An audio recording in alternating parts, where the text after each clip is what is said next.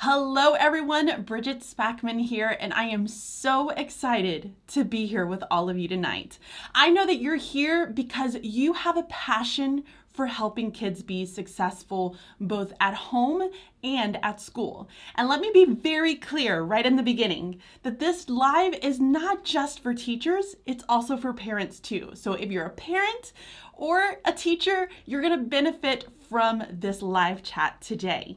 I'm really excited. So in this, what we're going to do, I'm going to be talking you through some of the components from my book, Jumpstart Learning in Your Kids, which is going to be released on April 21st. And I'm going to chat you guys through what are some of the necessary components that we really need to be thinking about, both as teachers and as parents, to make sure that we are helping to raise critical and independent thinkers. So that's what we're doing tonight. But guys, I want to get you in the comments right away. I already see you in there. So let me get you guys in the comments, and here's what I want you to consider. Which of these is going to be the most challenging for you? Is it A, knowing what to teach in what order? B, knowing when to move on? C, how to build independence? Or D, how to get that quality work that we are always in search for? So get yourselves in the chats. I want to know A, B, C, or D. So looking over here, I see Lola's in there. Hey girl, and congratulations on releasing your book. I am so proud of you. I see Angela in there. I am so jealous of you, Angela. I wish I was on spring break right now. I see Rochelle. Hello, girl. How are you doing? Chelsea is from Colorado, enjoying her last bit of spring break. So you are heading back to the classroom tomorrow. So here's what I'm seeing from you guys. Quality work. D. How to build independence. Lola, I got you, girl. I've got a lot of really good stuff for you today. Setting those high standards for students. Owe, thank you so much for giving me a little bit something different that you were looking for. And then I see A, which is knowing exactly what to teach and in which order.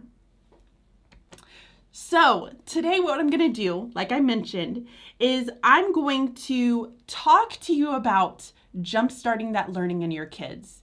And here's where our focus is going to be on. One, we're going to talk about how do we really understand what our kids need? Because let's just be honest, every kid is different. That is why I developed a multi-age program at my school, because I knew deep down that a fourth grader, just because you're 9 or 10 years old, doesn't mean that you're necessarily at a fourth grade level. So understanding that all kids are different and we all learn in different ways is really, really important. So I'm going to chat you guys through around some of the components for understanding our kids, really understanding them, not just knowing their favorite color or that they turn work late or that they really, have bad handwriting and they need to focus on that. I'm talking about deep understanding of our students. The other thing that we're going to talk about is how to build that independence. And that's a huge one. Independence is so important. And I will be honest, guys, I'm going to be very vulnerable with you here in this chat, but also I'm going to be vulnerable in my book. So if you guys go and check that out, or if you've pre-ordered it, thank you. You're going to hear some really intimate stories of my life as a mom and also as a teacher. And then finally, we're going to wrap all of that up and talk about some different ways that we can support our kids. How can we make sure that they have the resources to help support them? And I'm not talking about fancy stuff, guys. I'm talking about the most basic materials that are really going to help them be successful. I don't want you to spend extra money. I don't want you to go, and spend countless of hours of organizing and cutting and laminating. I don't want you to do that. That's going to be for your kids to be able to work on. I just want you to be, to really think about some of those essential components that's really going to help support them along the way to that road of independence. So I just want to say hello to everyone. Okay, so Katie says D, getting that quality work. Chelsea also says D. The Banks family says D. I love Chelsea, but all of them are so hard. Yes, they are, aren't they?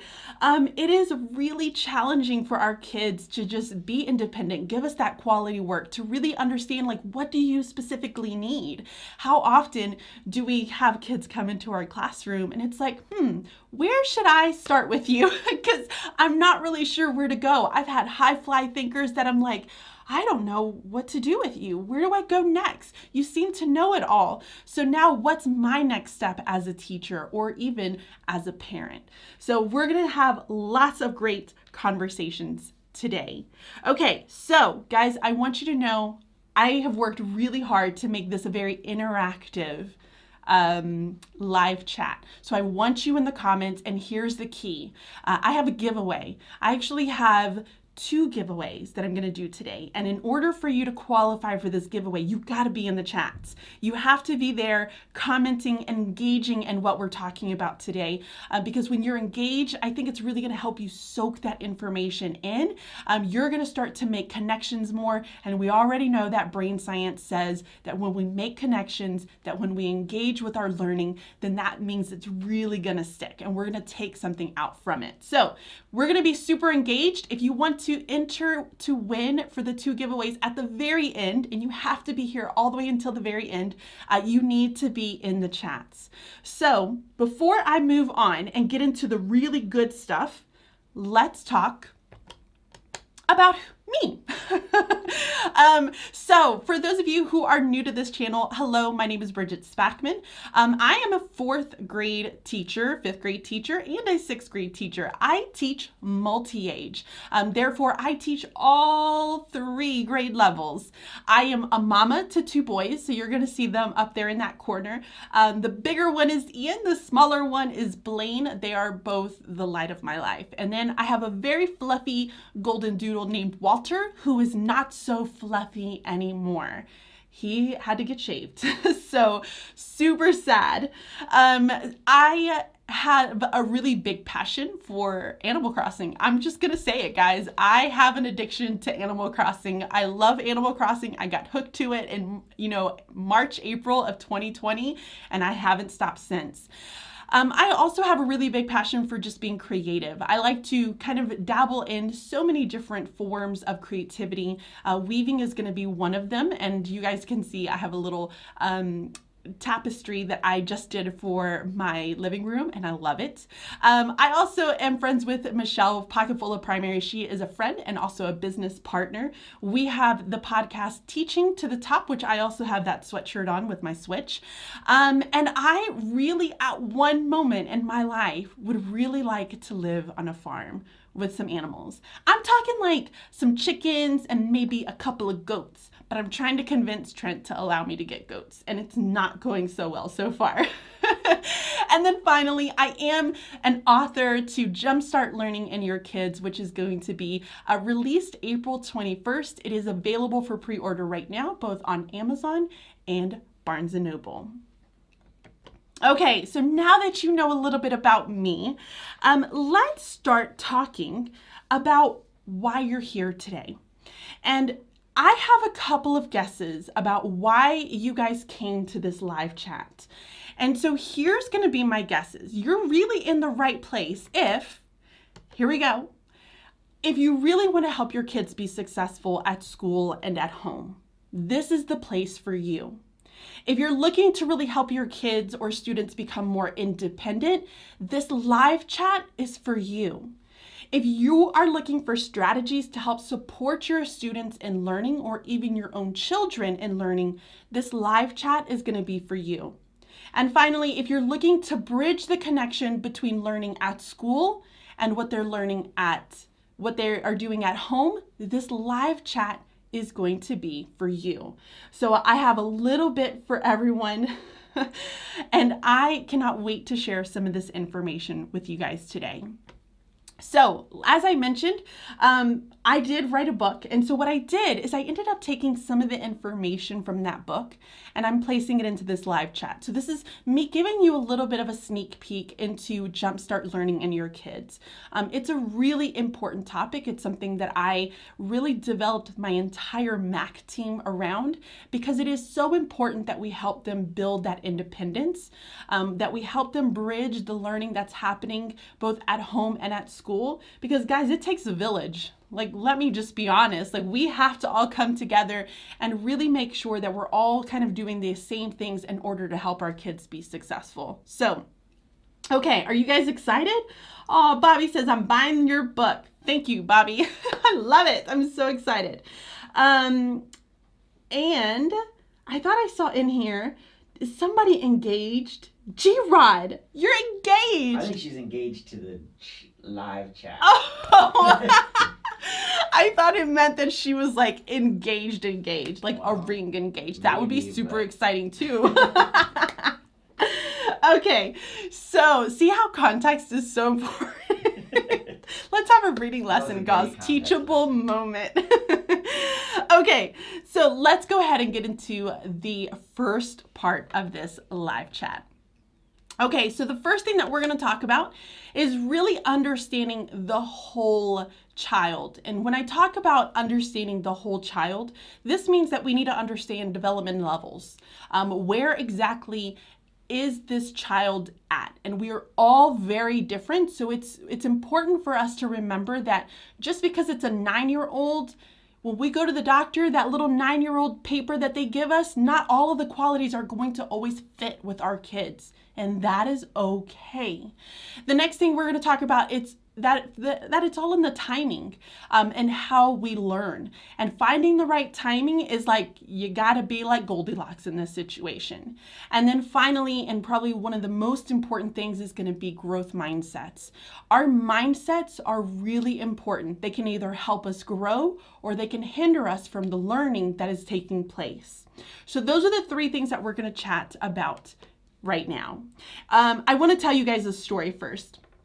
So when I first went into 4th grade, I taught kindergarten for 4 years in Alabama, Birmingham, Alabama. That's where I was. And I have to tell you guys that I went from, teaching kindergarten, which I loved, by the way. I loved kindergarten. They were little, they were cute, they were sweet. It was a great moment. And I was really nervous to teach an upper grade. And I remember towards the very end of me getting ready and I'm packing up my classroom and I told Trent, I said, oh man, I'm actually really excited. I'm excited for a little bit more independence because y'all know that for that kindergartners, you gotta you're hand holding them every moment of the day. You are always on top of them. And I was so excited about the independence. I was like, this is gonna be great. And then I remember going into 4th grade. And about a week after being in 4th grade, I'm coming home bawling. I'm like, I don't understand. I don't know what's going on. And finally, I just went to my teaching partner who had taught 4th grade for quite some time. And I told her, I said, I just don't get it. Like, I feel like I'm back in kindergarten all over again. The kids are whiny. They're all like drama related. Like they just start crying for no reason. Like, I just don't get it. I feel like I'm right back where I started. And then about a few months later, I tried to just kind of deal with it and cope with it. And I thought maybe it's just this class. This class is a little bit whinier than, the others. Maybe they're just, this is how they are. I just got a rough class this year. And then my district ended up sending me to responsive classroom training, which, by the way, guys, if you don't know about responsive classroom, it is fantastic. I highly recommend that you go out and do a little bit more research on them. Their whole thing is like the morning meeting book and all of those. It's fantastic. So they sent us to this responsive classroom training. And I remember being in the training, I think it was like day 2 or 3, and she hands us a book, and the book is called Yardsticks. And she told us to look at our kids around the age of our students and to read what was kind of their developmental levels. I can't say that word tonight. And I started reading through it, and it was like the sky had opened up and the heavens were shining down. It was that moment when there was just like a light bulb that went off, And I'm like, oh my goodness gracious. I've been all wrong. It isn't the class. It's not because I got a rough class this year. It's because this is just where they are developmentally. Because in that age, they're just going, their little bodies and their little minds are just going through a whole lot. And when I realized that, I was a little bit easier on them. I wasn't so, guys, what is going on? We got to do this. We have to do this. I wasn't hounding them every moment of the day. I was more empathetic towards where they were developmentally. And so what's important in this whole story that I'm telling you guys, yeah, developmental levels are important, right? We all need to know that. But I think it's also really essential that we don't assume. We don't make those assumptions right away, and that we don't start making judgments. Because I did that. That's exactly what happened. I went in and I started making assumptions that I just had a rough class, that that's who they were. And really, in reality, it's just where they were developmentally, and they had no control over that. That's just the stage of life that they were in. And so when I became aware, I was more empathetic, I was more understanding, and then I started planning my lessons around them as children, as the whole child, versus trying to get them to conform to my lessons. I was kind of tweaking it to make it work for my students, and so that we could actually have fun and we can enjoy ourselves. It's so important to understand that. So there are a few things that we can really think about when it comes to developmental levels. And so I'm going to share with you guys a few of these. So here are some observations that we can make, okay, about really understanding this whole child. One is developmental level, and I would recommend to you that you go one level back and then one level forward. You're going to have students who are way more mature. You're going to have students who are a little kind of behind developmentally as far as them just socially, emotionally, and it can vary all the time. The second observation that I really want you to make are the experiences, the life experiences that we have. And I'm going to just kind of come back to the camera real quick, because I got to tell you guys, one of the things that Trent and we kind of tease each other about a lot, or he teases me, I'm calling you out, is the fact that I didn't have a ton of experiences. So my mother was born and raised, born in Mexico. And she was a single mom for a lot of my childhood, growing up. So I remember living with my grandmother, and we didn't have a ton of money. I remember my mom working countless hours to try to keep us up, and we would be moving a ton, during those early stages. And so at that time, for me, I loved my life. I thought it was great. We kind of did stuff once my mom got married to my dad, he's really my stepdad, but I call him my dad because he is my dad. We went to Las Vegas, we went to Colorado, but to say experiences, they were never ones to say, hey, let's go and try snowboarding, or let's go and try this new activity or this activity. They were more like sightseers. We like to look at the beauty of the world. So he often teases me about, hey, you really don't have a ton of experiences. I didn't have it when I was little, and I'm okay with that because I really love my life. But that lack of experience it makes it much harder when I go to start learning things. So when I'm starting to read upon things or starting to have new content that I'm trying to process, it's but wait a second, so what is this? I don't quite understand this, and I didn't learn about this. So it just makes everything a little bit more challenging when it comes to me retaining information. So experiences plays a huge, huge role. So now, as a mom of my own, if you see my two boys, they're very different. Ian, I was a single mom. I was a very young single mom, and so you can imagine, I worked two jobs. I went to school full time, because I really wanted to ensure that I gave Ian a really good life. I wanted to be a good mom. I wanted to do right. And so I hustled a lot for those very beginning years.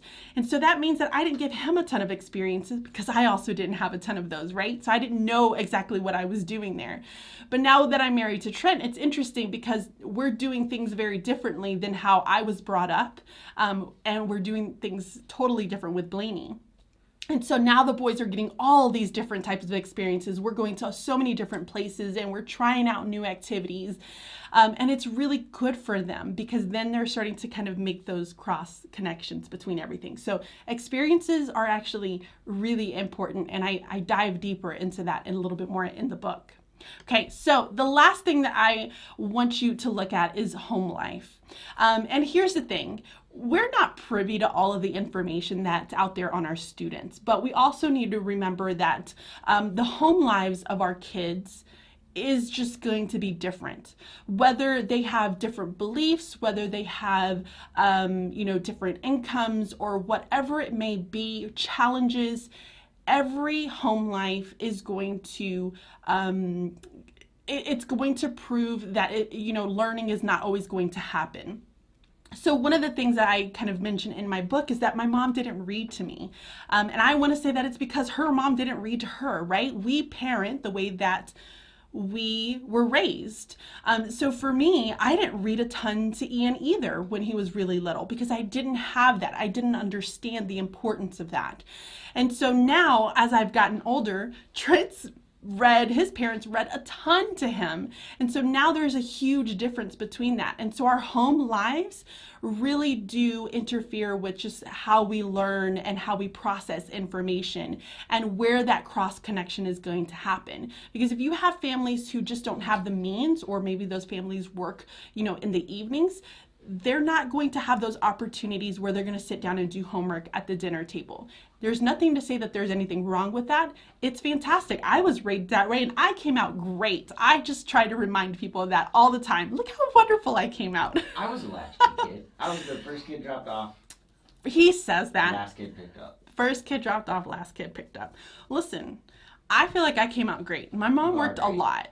She did. She taught me really good work ethic. Both my mom and my dad taught me great work ethic while they were always, always, always busy. Okay, so moving on. So those are really some 3 things that we can make observations about when it comes to understanding our children as a whole. The next thing that we really need to know is having a clear time and how much time is the right amount of time for learning. Guys, I've heard it all over the years. I've heard parents tell me that they've spent 3 or 4 hours at a dining table trying to answer a math problem. I've heard parents tell me that they've worked 8 hours on learning a new language. I've heard it all. So I am here to tell you that if you are a parent right now and you are not a teacher, I can guarantee you that there is not a single teacher out there that will want you to ever spend more than 30 minutes on an assignment. Don't do it. It's not worth the hassle. It's not worth the headache, the tears, the arguments. It's not worth it. Right, teachers? Can we please get it like an amen in the chats? Because any parent that comes across this, we need to communicate that over and over and over again so that we're not having these arguments and these emails that are sent to us at like 11 o'clock at night. So how much time is the right amount of time? I have another story for you guys. And these are stories that I do share in the book. So I pulled them directly from there. So in this story, I had a little boy in my class, and he was actually a 3rd grader who was coming to me for 4th grade math. So our district believes in personalized learning, which means that wherever you are, we're going to meet you. And that's where we're going to kind of push you. So he knew math. He knows math really well, guys. He was coming to me for 4th grade. Well, lo and behold, the child knew 4th grade math. So after a few months of making sure that he really had all of the concepts, we started moving him to 5th grade. So I remember this specifically. I'm seated at like a little bitty table in my classroom, and he's seated next to me, and I said, okay, we're gonna go over decimals. So we're gonna start doing the ordering of decimals, and here's how we're gonna do it. And he looks at me and he says, Miss Spackman, I already know how to do this. I said, you do you? I was like, well, why don't you show me and tell me how do you do this right now? How do we do this little problem right here? How do you order these decimals? And he started doing it, explained it to me perfectly. And I'm like, oh my gosh, this is great. And I said, how did you know that? He goes, well, because I'm a swimmer, Miss Spackman. Duh. Literally just like that. I'm a swimmer, Miss Spackman. Duh. And because he had that experience, see where experience is coming back into play? Because he had those experiences, he was able to make connections between what was happening during his swim meets, to what was happening in the classroom. And so for him, he didn't need the amount of time that I would normally give for kids who are focused on learning that specific task. So you have to keep in mind that not only do we have to think about the whole child, but we also really have to consider how much time does each of these kids need? Because if they got something, why are we making them sit through it all over again? Why are we making them hate learning? Because the more they have to sit there and say, oh, I already know how to do this. I already know how to do this. One, we're killing their spirit. Two, they're not going to perform the way that we want them to perform, because it's like we're sucking the life out of them. You know what I mean? So when it comes high time for them to do that assessment, you're like, but John knows how to do this. He absolutely knows exactly what he's doing. He's shown that to me multiple times. Yeah, but you've kind of been drilling it into him over and over and over again that you kind of sucked the spirit out of him. So now he's giving you nothing. And so we have to kind of be mindful that we need to assess how much time every kid needs. And base it off of different subjects. Because I'll tell you, I've had some students who really struggle when it comes to ELA, but then I have others who are flyers in math. So that same kid who struggles in ELA was a flyer in math. And so again, it goes back to we can't make assumptions that just because that kid is bad in ELA that they're going to be bad at math. Even, I'm going to say it, even if it has word problems, because I have seen it happen multiple times that those kids push themselves in reading those word problems because they are confident in math. And so we cannot pull them back or waste their time by trying to just drain it and like trying to push it into their brains that let's just keep doing more practice, more practice, more practice. How much more practice do you need in order to know that the kid's got it? If he's got it, he's got it. We shouldn't have to sit here for multiple days to sit and drill this information in. So we have to identify how much time is the right amount of time. And here's what I'm going to tell you guys. Some easy ways for you to do this. The first one is that you need to set goals. I am huge into goal setting. It is so important to set goals with your students. Find systems that work easiest for you. If you are a sticky note goal setter, be a sticky note goal setter. If you're someone who has everybody in a Google Doc where you share it with them, which is what I do this year, do that. Or if you have a file folder, which I've also done in the past, but can't touch things, COVID, then you know what? Use a file folder and keep that information in there. Do that. If you want to have a data binder, absolutely do that. I did it in kindergarten. It works great. Find ways to set goals with your kids, but you have to meet with them regularly to continue to assess those goals. Another thing you can do is make tracking visible for students. So for me, I've had a number of different things that I've done in the years, whether again, it's that goal setting and then we create little markers and say, okay, in 2 days, I'm going to come back and check on you on this. And we're going to have a conversation about it. Or in a week, I want to see what you're able to do. You need to have A, B, and C done in order for us to kind of move on. I've also have like this big math board that's up on my wall and it has every single skill. And so as students are finishing skills, and we're moving on, and at that pace they're moving their initials. I use initials, not numbers, because these kids know they know everyone's number. The other day I was like, who's number 10? And they were like, oh, it's this person. I'm like, you guys know better than I do. So I use initials, and plus it gets them motivated. It pushes them to really kind of get in there and get it done as quickly as possible. But with quality work, by the way. Quality work comes back to that. And then finally, we need to make sure that we are reassessing our students often, making sure that you're staying on top of those goals, on top of that tracking, so that when you stay on top of them, they also will stay on top of themselves because you're constantly kind of on it. So those are going to be that. The other thing, in this topic of really understanding the whole child is that we have to understand our mindsets. I'll tell you guys, I've had kids who really think highly of themselves. They're like, I'm a great writer. I've got this. No, there's nothing I need to improve. I'm good. I've got it. And then I've also had kids who are like, I don't know. Maybe this isn't good. It's horrible. I stink. I just don't like it. But they're actually really good. So we have to kind of find that Goldilocks moment, the balance between thinking that we are all that in a bag of chips and, the fact that we are horrible scum of the earth. There's a nice little balance somewhere in there, and we have to help our kids be able to identify that. I have a book that's called Growth Mindsets, and I've used it multiple years, and I love it because it gives you some specific lessons that you can do with your class. But a lot of the things that I will do is just kind of help them with with what they say about themselves. Another thing that I do, because a professor did this to me back when I was going to school for teaching, and I just love it, is I make them say positive affirmations. So every once in a blue moon, I don't do it every day like she did because my kids would really hate me.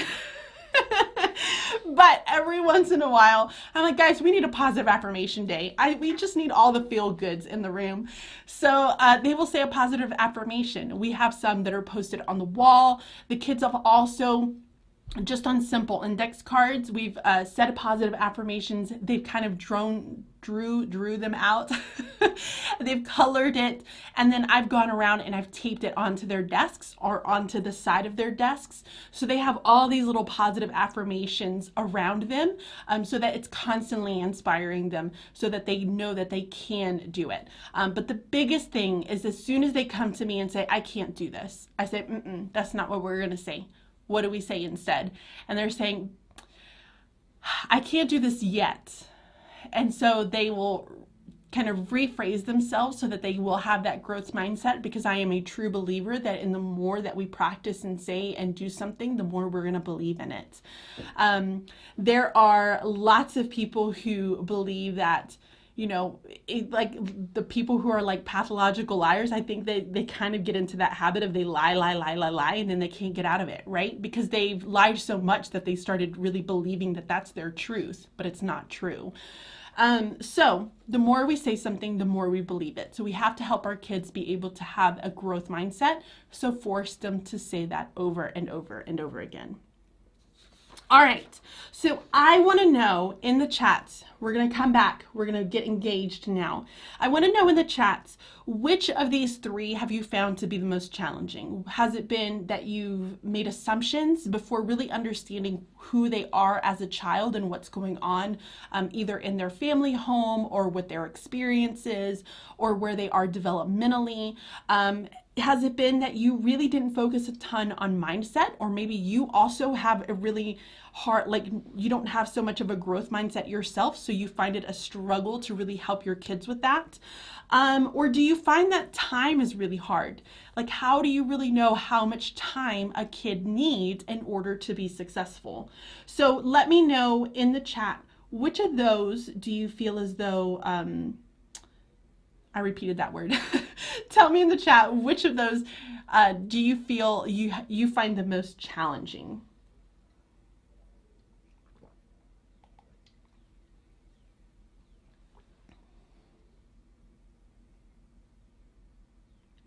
All right, so I'm going to see in here.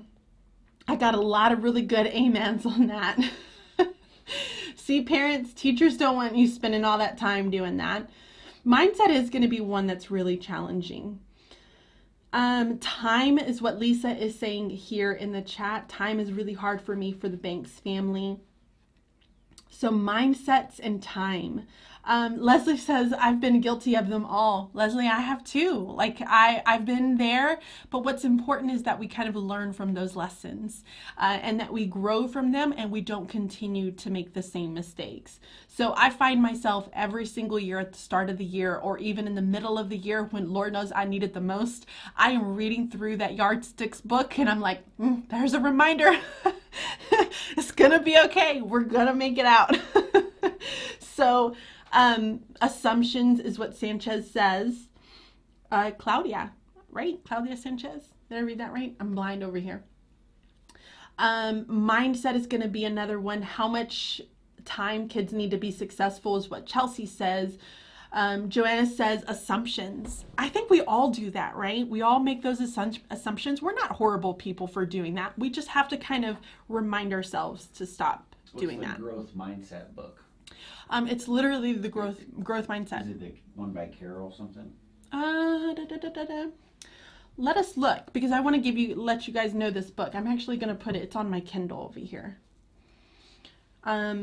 And I mentioned that they have lessons, and I've used these lessons a ton at the start of every year.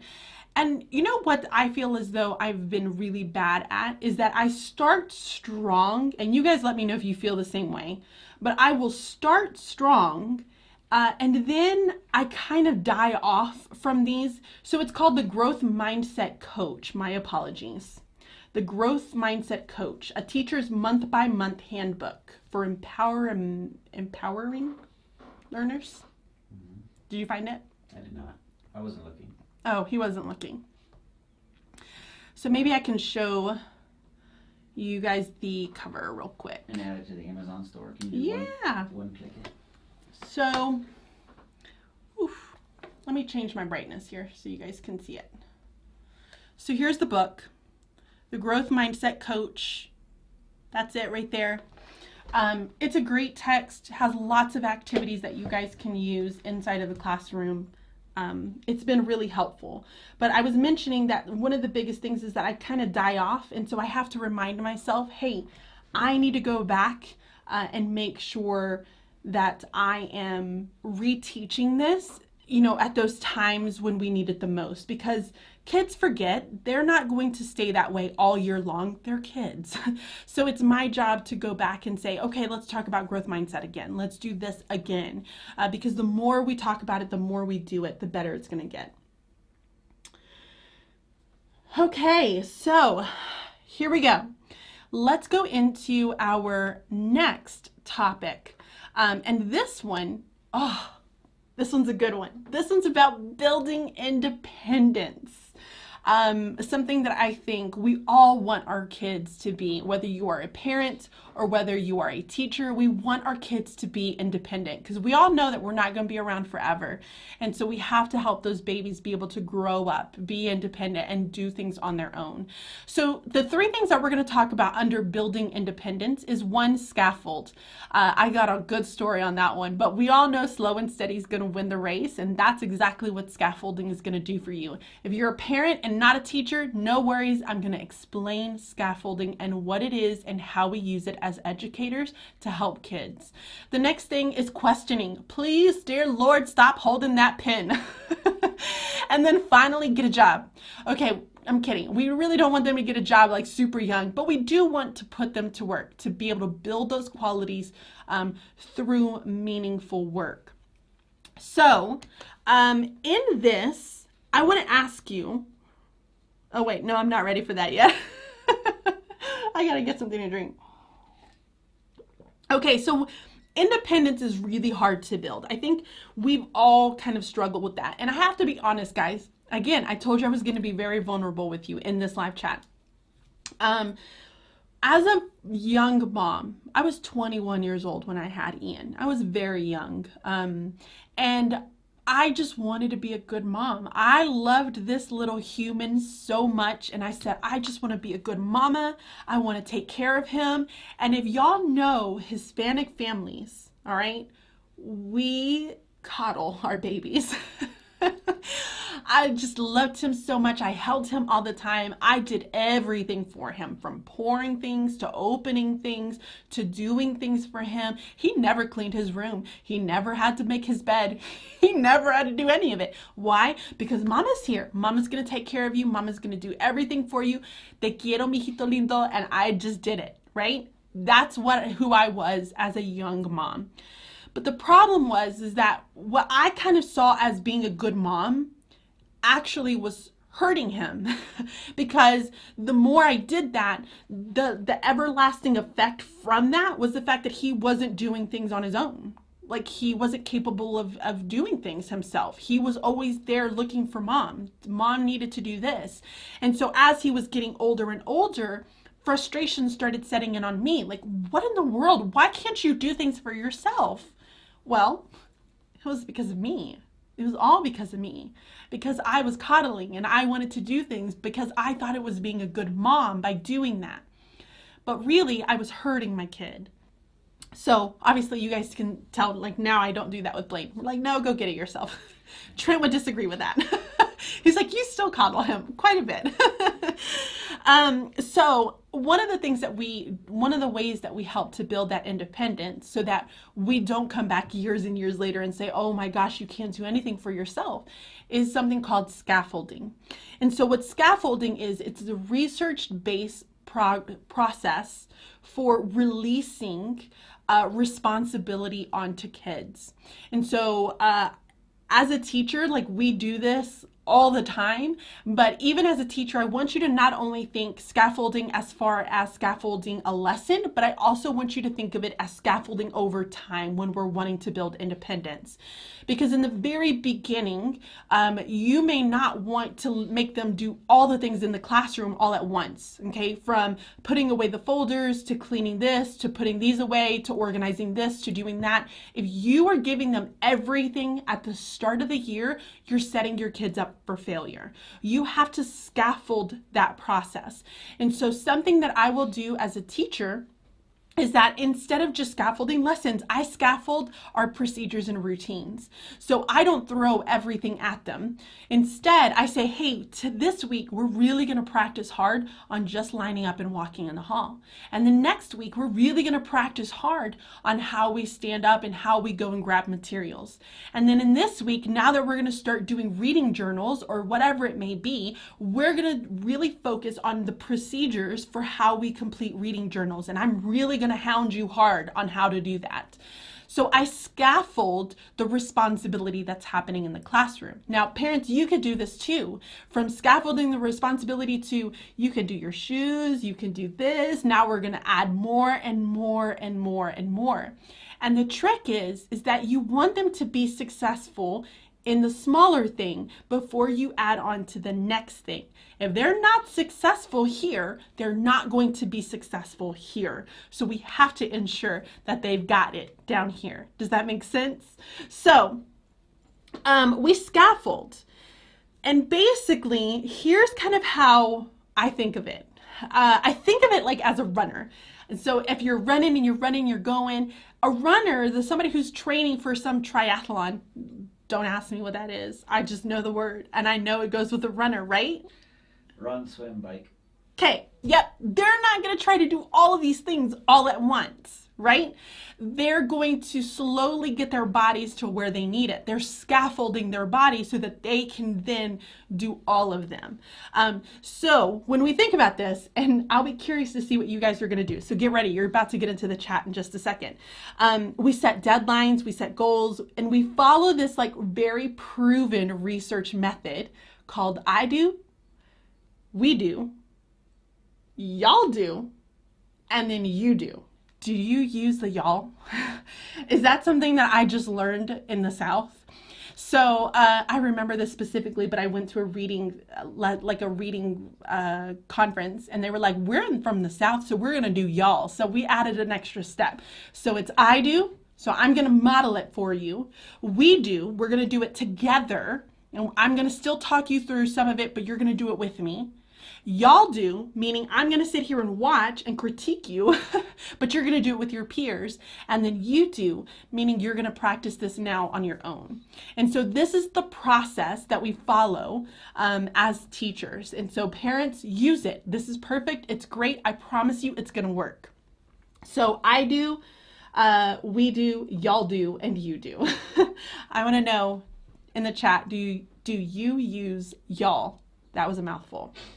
Okay, the next thing that we're going to talk about, other than just scaffolding to help build independence, is the fact of asking, the thing for us is asking questions. This was another really hard one because I think when either as a parent, when they're coming to you and they're asking those questions, you're tired, you've been working, you've got a lot going on, maybe, bills, whatever it is. And so you're just stressed out and you're saying, I'll just do it. I got it. Just go. I will get it done for you.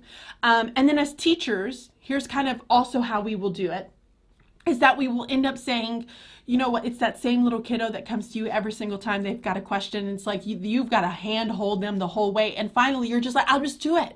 I don't have time to sit here and waste. And a lot of it comes from our frustrations with whatever else is going on, maybe an outside thing that's happening.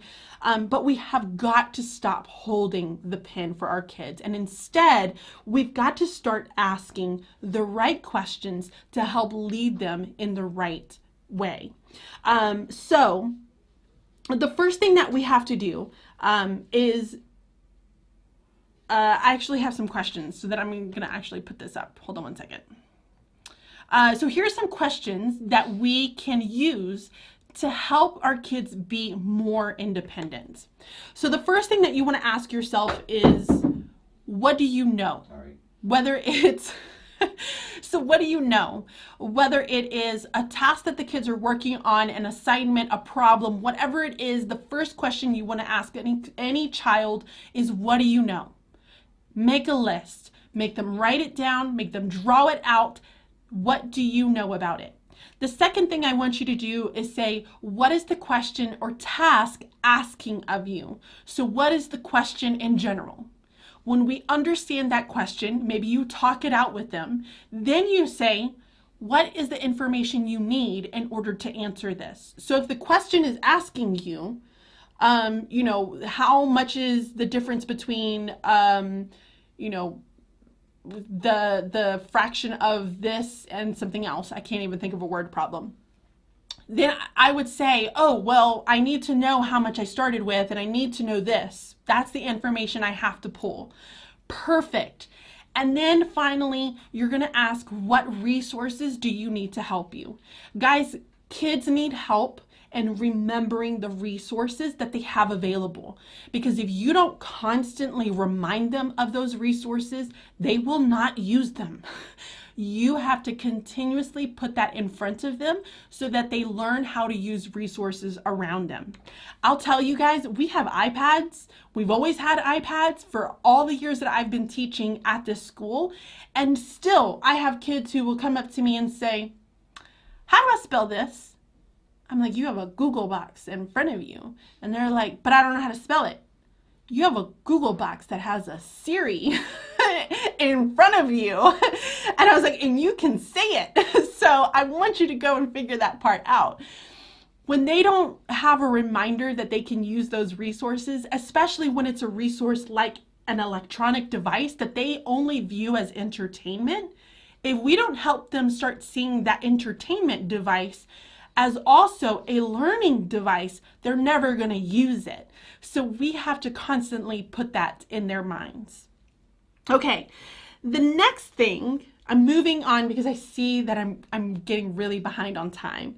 The third thing that we need to consider is putting them to work. Guys, we got to make our kids do stuff. Please don't make the same mistake I did with Ian, with doing everything for him. We have to put our kids to work. So here's the question that I have for you right now. So get ready. You're about to get in the chats and I want to see your comments. What qualities does someone need to possess in order to be an independent learner? So give me characteristics. What are either a quality or a characteristic that someone needs to possess in order to be an independent learner? I'm going to say that one more time. What quality or characteristics, either ones, does someone need to possess in order to be an independent learner? Put them down in the chat. So Lola says grit. Yes, girl. Absolutely. When times get tough, they can push through. What else? Curiosity. Right? I love that, Katie. That was fantastic. I love that word, curiosity. They're curious about the learning, what's happening. They're curious that, oh, wait, can I solve it this different way? Or can I approach it from this different perspective? That's a great one. Self-regulation skills. Yes, Mackenzie. Motivation. Absolutely, the Banks family. So all of these are going to be qualities, characteristics that we want kids to have in order to become independent learners. Here's the thing. A lot of the things that you're mentioning here can be built through work. Grit, go-getter, perseverance, trusting in themselves, believing in themselves, curiosity, confidence, motivation, self-esteem. A lot of that can be built in work. So Ian, this past summer, he was old enough to start mowing lawns and mowing neighbors' lawns. And so think about all of the qualities, characteristics that it took for him to be an independent learner and how he's getting that from being a worker. He has to persevere when it's really hot and he knows he has to get it done, but he doesn't want to do it. He has to have that grit. He has to have the motivation to get up, to get out there, to go and find other families that he needs to mow the yard for so that he can earn money because he's trying to save up for a car. He has to have the confidence, to have conversations with people around him. All of these qualities he's building through hard work. Now, obviously, I didn't have them mowing lawns when he was 7 years old. That's not how it's going to happen. But we can still make our kids work. We can have them do some hard things here. We can have them go out and pull weeds. We can have them go out and make sure that they're cleaning the bathrooms, that they're, contributing in the kitchen, that they're taking out the trash, that they're grabbing the mail, they're putting things away. All of that builds the qualities that we need in order to be independent learners. There's a connection there, and we have to recognize that, and we have to help tell our kids that. So parents, teachers, you can help build that work in the classroom, right? Think about some of the things that we have to do with staying organized, with putting things away, with finding information. I don't constantly feed information to my kids. Go find it. Learn how to do it. Let's find ways to go and pull that. I make them work. I make them kind of see the benefits of contributing to the classroom so that everyone enjoys the space. So put your kids to work. All of those characteristics, you're going to see it in them. You can give jobs around the house, you can give them into the classroom, and this will definitely help them build confidence in themselves and also learn to problem solve. And here's the thing, guys. I will tell you that if you want kids to be independent, it's really hard to get them to be independent as a learner when we're not having them to be independent in something that's more hands-on. Start small. Have them be independent hands-on because, like I said, it's going to help them build that confidence that they need. Think about all of the different things that are happening in learning, right? They're having to think really hard, and a lot of kids don't want to do that. So let's build some of that independence, that grit, with a little bit more harder work so that when we get to that point where we have to kind of think hard and push through, they've already understood and they know exactly what that's going to feel like. So here's some things that you can end up doing. We keep like a job chart here in our house, and we just kind of write on the board and we say, here's some of the jobs that we're going to be doing. In the classroom, the kids have specific jobs that they work on. Yes, they clean my mugs. Yes, they switch out my Keurig. Well, not right now because of COVID, but they did before. So they did all of those things because it was good for them. I even had kids who wanted to clean my mini fridge every week, which was great because then I didn't have to do it. I had kids who were scrubbing down desks, who were scrubbing and wiping down all the surfaces. I had kids who were watering plants. So putting them to work, it gives them a sense of responsibility, like they're actually doing something right, especially when you have those kids who don't necessarily feel confident in their learning. When you give them something hands-on like this, they're really going to feel confident and they're going to open up to you. They're not going to be afraid to come and talk to you and advocate for themselves, which is another thing that we really have to teach kids, is how to advocate for themselves. Okay, so now I want to know, down in the chats, I want to know which of these are you planning to implement a little bit more or be diligent on? Is it getting work? Is it the fact that you really want them, that you're going to focus on scaffolding, not only the assignment, but also scaffolding the time? Or is it going to be that you're going to really focus on questioning and how you guide them through their assignments instead of just trying to give it to them because you're ready to be done, which I've been there. Please don't feel ashamed of that. I've done that. I still do it. And every once in a while, I have to remind myself, that's not how I should have done it. So don't feel bad about that at all. Let me know in the chats. I want to know. Here we go. I'm going to grab another drink and then we're moving on to the last one, guys.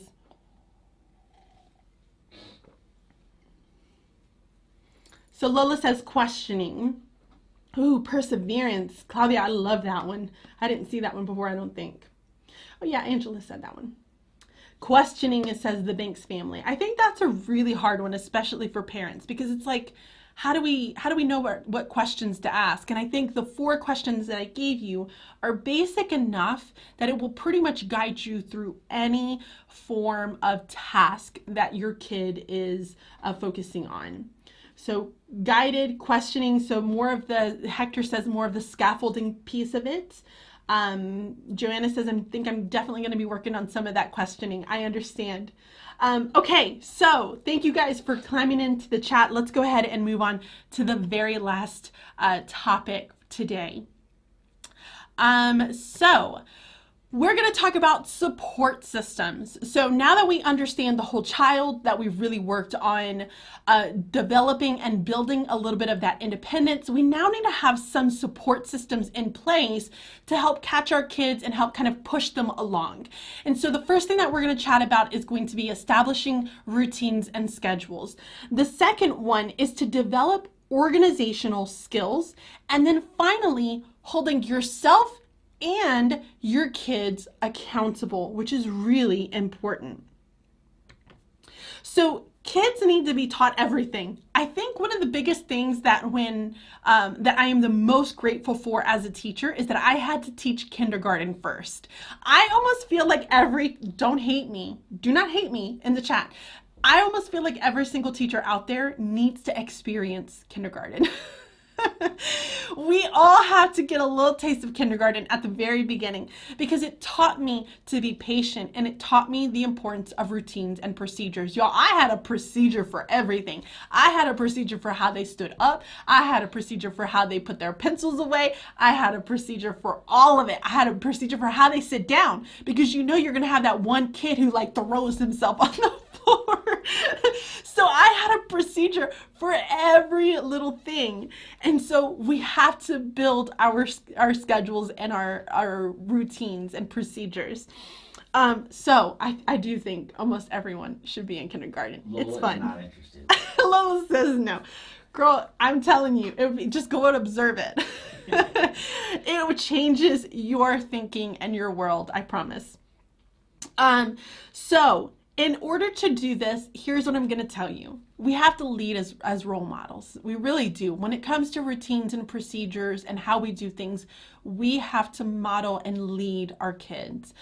So when it comes to, putting your shoes away or, putting things where they're supposed to go, when your kids see that you have a hot mess behind your desk, they're going to have a hot mess. They're going to think, well, it's fine. Look at Miss Backman. She's got stuff all over the place. We have to lead as if we're trying to model for them what our expectations are. So when we're in the hallway, and this is a big one, and you guys know it's true, but when we're in the hallway, and if you as a teacher are sitting there chatting with another teacher, what's going to happen? What's going to happen? Your kids are going to start talking, aren't they? Because as soon as they realize, ooh, Miss Backman started talking, I'm going to start talking. I stopped leading as an example for them. So we have to make sure that we do that. So here are going to be some things that I really want you to focus on. And I know I'm rushing. It's because I'm starting to get way past my time here. Good news is that on April 21st, a book is going to come out. This book right here, and you can grab that and get a lot more information on this. So here are some things that we could do. Really focus on what to do when we're finished. So talking about what are some routines, procedures that we could have. Build that, what do we do when we're finished? Y'all, the other day, it was the first time, and I swear to you, since like the beginning of the year, I had one of my kids, brilliant student, ask me, what do I do when I'm done? I probably looked like I was like the exorcist, like coming out at her.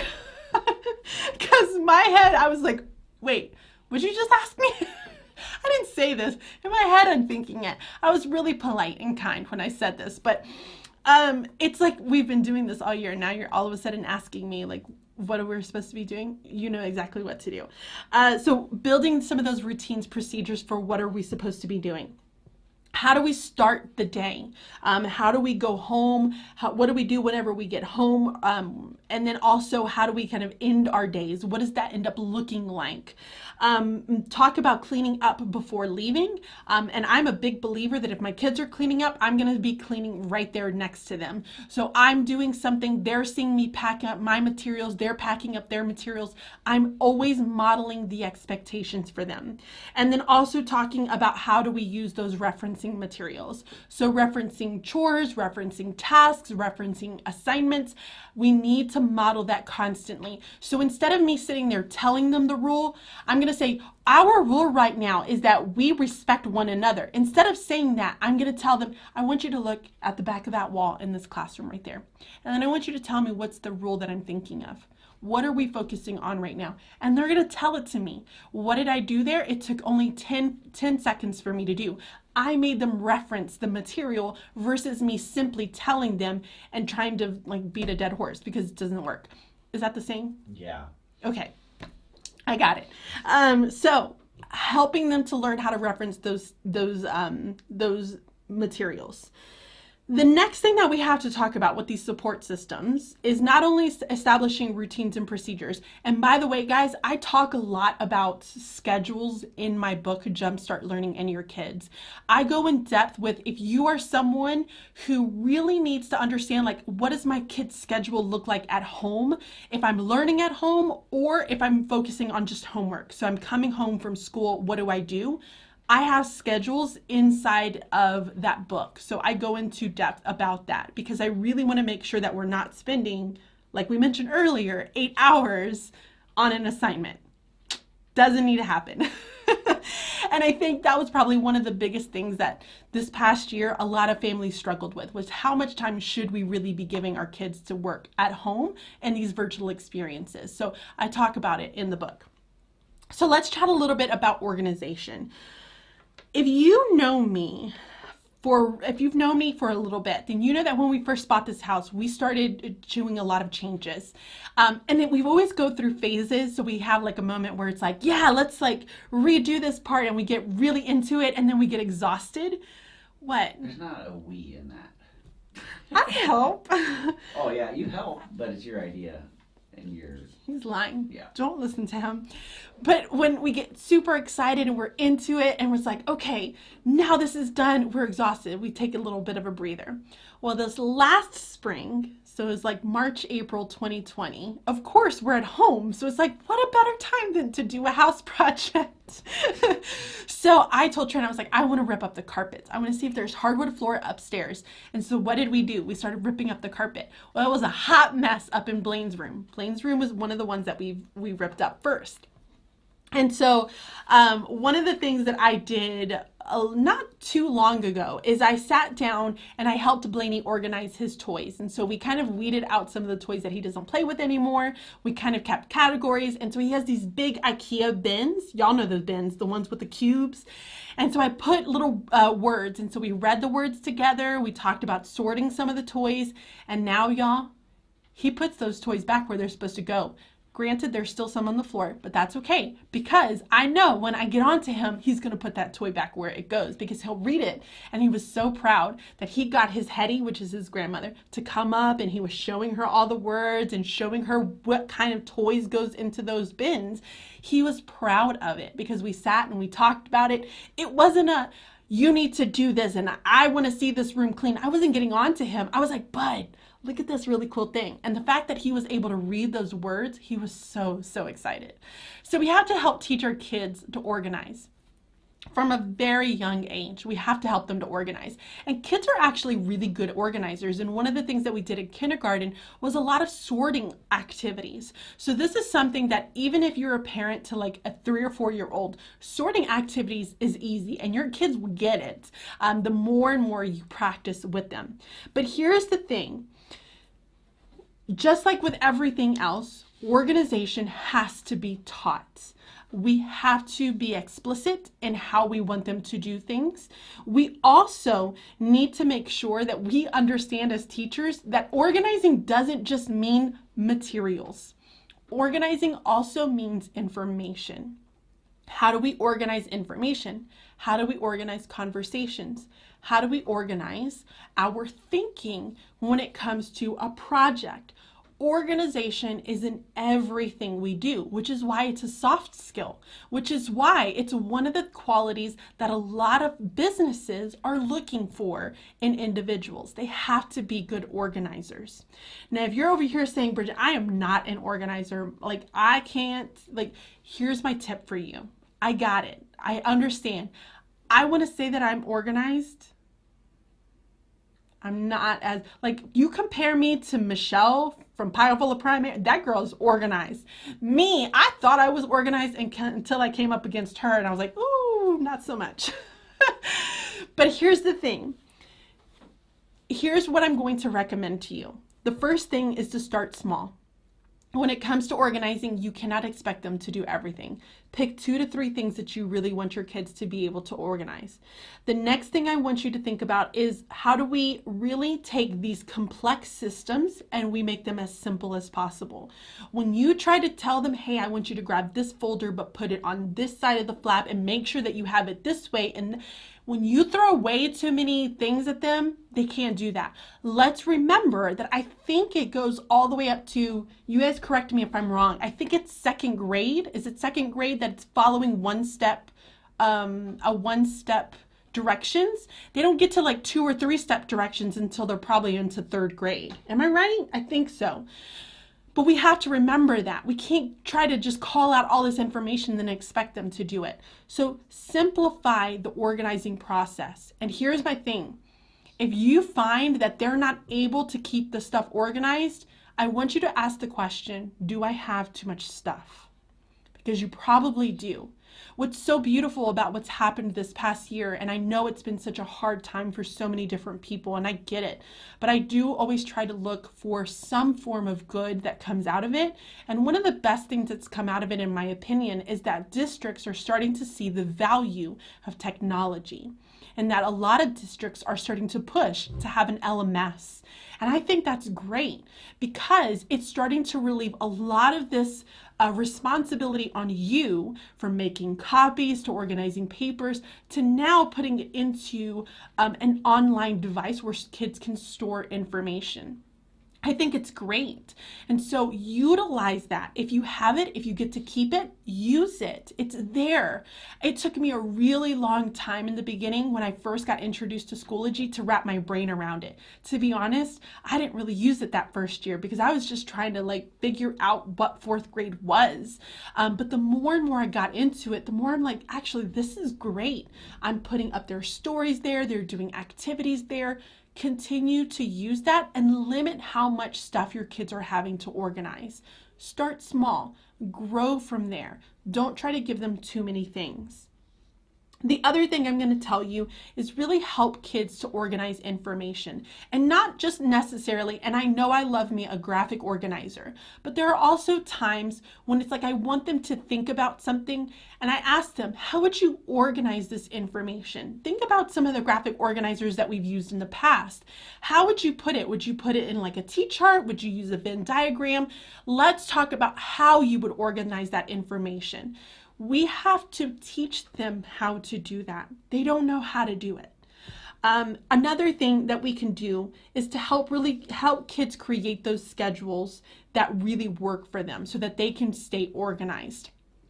I have found, and we've tried a lot of different things on the MAC team, that 20 minutes sometimes might be too much. 20 minutes might be too little for one student. So again, go back to that whole thing of really understanding the whole child and find a system that works for them.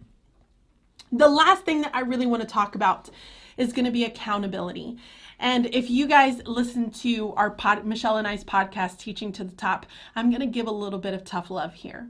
Because with accountability, it's a two-way street, okay? One direction, you have the kids who have to kind of be accountable for the responsibilities, their actions, everything. But here's the thing. On the other direction, it's us making sure that we are holding ourselves accountable to ensuring that they're holding themselves accountable. And if one of those streets is closed, I mean, the road is useless at that point, right? You get traffic jams, things are not working, people get upset, they get angry. And so I'm giving you some tough love and saying that if you're not holding yourself accountable, like you holding yourself accountable and making sure that you're meeting with students, that you're having these conversations, that you're coming back to these topics, that you're making sure that you're listening, that you're really paying attention to all of the different things that I've talked about here, nothing is going to work for you. You have to hold yourself accountable. When you say, hey, I'm going to have this done, have it done to your kids. Because even though they're just kids, if you keep dropping the ball, they're going to drop the ball. Because they're starting to realize she doesn't care. She didn't do it when she said she was going to do it. They're going to start to ease up and not do the things that you expect of them. So hold yourself accountable so that they will start holding themselves accountable. Again, we have to lead by example. So here are some things that you could do to help you with that. One, set reminders on your phone. If you have to, put it in there, have it like an alarm's going off all the time. I did it a ton my first few years teaching. I had to set those reminders and it was really helpful for me. Two, start small and build. I'm telling you right now, if you're trying to say, well, I'm going to do this and do this and do this and do this, you're going to burn yourself out and it's not going to be worth it. So start small and kind of build on that. So all of these different things that I'm talking about, if you feel like you're going to leave with maybe like 2 or 3 ideas that you want to start implementing, great. I'm so excited for you. Start with maybe one of them and slowly build so that you can start to hold yourself accountable and then you can just build from there. That's scaffolding, isn't it? So another thing you can do is place goals onto a calendar so that you can make sure that come back and check on it. You can create check-ins with your students or with yourself. Something that we did for a little while, and we're trying to kind of scaffold this process with Ian as well, is that we'll do grade check-ins. So there was a period where we were checking in on him twice a week, and then we started checking in on him once a week, and then we started checking on him like every 2 or 3 weeks so that we can help release some of that responsibility. And it's okay to go backwards. It's definitely okay. If you say, well, I think the 3 weeks was too much, so now we're going to pull back and we're going to go back to checking once a week again and seeing how you're doing. That is okay to do. Finally, you also need to reevaluate and determine if it's too much. If it's too much, you need to drop back. Stop trying to do so many different things, because if you're trying to be successful in everything and you're failing in everything, then you're not being successful in anything. So what's the point? So pull back a little bit and just focus on a couple of things that you really want to be successful in. So here's the thing, guys. No matter if you came here tonight just because you love kids and you really want to help them, I really hope that throughout this entire live chat that you have been able to figure out a place where you can help to jumpstart learning in your kids, whether it's at home or at school, or maybe you're trying to help your parents do the same thing. So here's what I'm going to tell you. Plug in. So I mentioned to you guys that a lot of what I talked about is from the book Jumpstart Learning in Your Kids. It is a book that I worked very hard over this past year. It's going to be coming out on April 21st. Pre-order it now. It's available both on Amazon, Barnes & Noble. It's going to come out April 21st. And I am so excited to share this information with all of you. So at this point, I want to know, do you have any questions? We're going to do our giveaway in just a moment. I know Trent's been writing names. Is it ferociously? Ferociously. He's been writing names like crazy. I can feel my voice starting to drift off. So we're going to be doing that. If you have any questions, if you have something to say, I want to see it here in the chat. Juliana asked, will it be available on Kindle? It is available for Kindle right now. So you're able to go ahead and purchase it. I can't remember the exact price for Kindle, but it is on Amazon for Kindle. There will also be an audiobook that comes out. I am not reading it, so I am sorry, but we did find somebody who we think was a great fit for reading the book. We hope that you guys enjoy that. Joanna says, I have pre-ordered the book. Yay! Leslie says, changes to the website? Question mark. Yes, Leslie. I have also been working this past week on changing up the Bridging Literacy community. So if you guys are a part of the community, we did a little bit of a facelift. Now it's not all the way done. We're going to be doing some more changes as we go along, but I'm very excited to have just a better layout for you guys so that you can go in and just find information a little bit more easily. The forum is still there so that you guys can chat with one another, share stories, share experiences, share ideas, but hopefully all the other bits of information is going to be so much easier for you guys to find.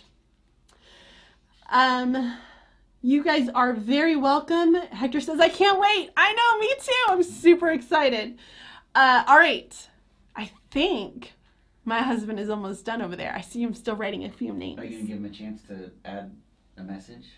Add a message. Yeah, add a message. If you want to add a message, you need to add a message now so that he can get your name in there. Deborah says, yay, I can't wait. I know, I'm very excited. Actually, make him add a message now. Because you said they had to be on there. Yeah, you have to add a message now. If you're not on there, just say thank you, give me a thumbs up, give me a heart emoji, something, so that we still know that you are here in the chat and we can make sure that you are in for the giveaway. So the giveaway, I never really mentioned. I just assumed. See, this goes back. Don't make assumptions. The giveaway is going to be a copy of my book. So I'm going to be sending out a book. I'm supposed to have some coming to me, and as soon as I get them, I'm going to sign it. I'm going to give a little card, maybe some other little things inside of it. Who knows? It's whatever, that floats my fancy. So go ahead, throw that into the chat, and we'll get you placed into that giveaway. Oh, guys, I'm so glad that you enjoyed this. That's great. Next time we need more of a heads up. I can't write fast enough. He needs to go. I have to tell you guys, so next weekend, I'm going to go ahead and put this information in there as he's finishing up. So next weekend, I will not have a live chat because it is Easter weekend. And so we always do something as a family.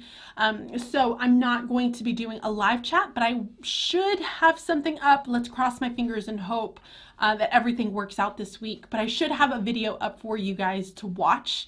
And then after that, we're going to be going into two different ones. One, I have a live chat planned for no more lesson plans, which is going to be a really good, controversial topic. Another one that I'm going to be planning out is, was I wrong about reading responses? So I'll be chatting a little bit about that there. And then I do have one more question for you before we go and do the little confetti show where I'm going to pull two names from it. So I'm working on doing an Anchors, unwrapping the Anchors Zoom lessons. I want these to be interactive. I want them to be engaging, informational for everyone. And so with these anchor lessons, what we would do is focus on one anchor. For literature, let's say for literature, so anchor 1 for literature. We'll talk about it. We're going to look at it vertically, so looking at it as a 4th, 5th, and a 6th grade teacher so that we can see what exactly the progression is, what we are supposed to be focusing on for our grade levels, but also talk about learning targets. How can we break this anchor down further to make it more easy for students to be able to retain the information? Talk about picture books or any form of text that we can use to help teach that anchor, and then also some activities. So my thought was that I would do a couple of these in May. I want to know, is May a really bad time to do this? So it would be on a Sunday night, just like we are right now doing it. My thought was to do it in between Mother's Day Sunday and then Memorial Day. So those are those 2 Sundays. We'll do one informational, one literature. And then the other ones I'm going to offer as professional development, because you're going to be on a true Zoom call with me. We'll be sitting down, having conversations, talking, collaborating, and I'm going to offer it as a professional development credit. So if you have to have credit hours over the summer, this is going to work for that. So those will be paid, but I promise you that they're going to be incredibly beneficial because ELA standards are not very easy. So what I have a question about again is would you guys be okay to do this in May? The first 2 for free in May, the other ones would be over the summer.